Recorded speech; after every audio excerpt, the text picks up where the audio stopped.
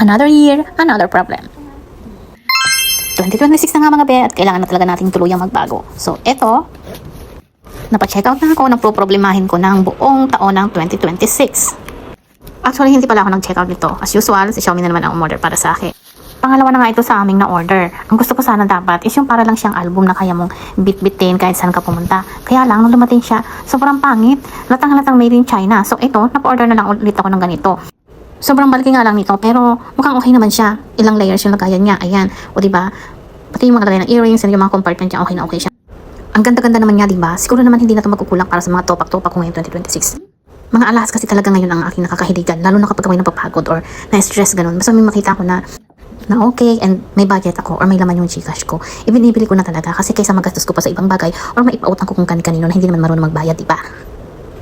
Bitter talaga ako ba sa mga utang na yan na hindi nababayaran kasi na-experience ko na yan. So, ako na lang yung mag-adjust, diba? Ang ganda ng jewelry box. Yes. Sana mapuno ko ito ngayong taon. Thank you for watching!